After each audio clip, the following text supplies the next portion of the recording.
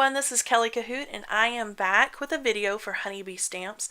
Today using the Zen Bouquet stamp set, and I'm going to do a little bit of masking. So this could be used for Valentine's Day or for a birthday or whatever. I love this stamp set because you could just make it into whatever you need. So I have cut a heart out of some masking paper with a heart die. I decided to cheat. I tried to freehand it and it was not cute. So I am putting this onto my mask onto some cut down watercolor paper. I have that taped into my MISTI because I didn't want my magnets to get in the way of that big Zen Bouquet stamp set. I'm using VersaFine black onyx ink, and as you can see there, I am really going over that ink with my hand because of that watercolor paper. It is textured, and so I really have to work it to get that image onto the paper nice and crisp.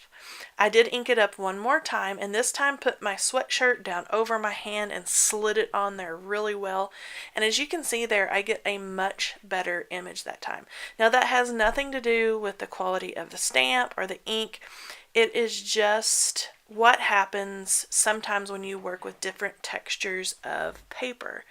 So I'm going to be super duper careful. It's so like me to stick my hand or my elbow or my fingertips into that VersaFine ink that stays wet a little longer, and then I have it smeared all over. I did pretty good pulling that mask off, so I'm going to be careful and put on some clear embossing powder and then heat set that. I am going to use some distress ink and kind of do an easy peasy watercolor on this. I made sure that all that ink and that embossing powder was nice and dry. You can see I'm really getting down there to make sure I get it nice and dry. And that embossing powder acts as a little shield or a well, so all the ink and water stay inside those little areas so they don't leak out. Now I was super careful when I went around the edges of that open heart. You can see there at the top of that big flower where it's just paper. There's nothing to stop the ink from bleeding. So I actually started my brush there and then pulled it forward.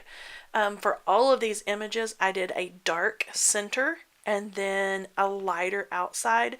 Now you could put dark ink on the inside of that and then pull it out, but I wanted to keep that center really nice and dark.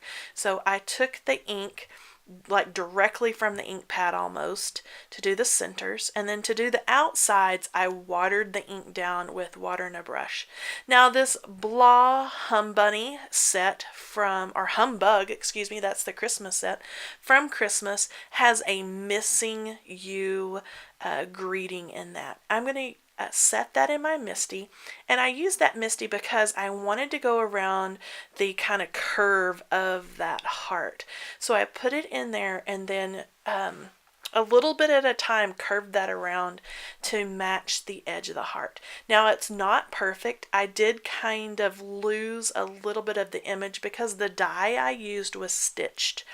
And so I kind of got up onto that stitch line just a little bit, so the embossing powder is not perfect, but that's okay.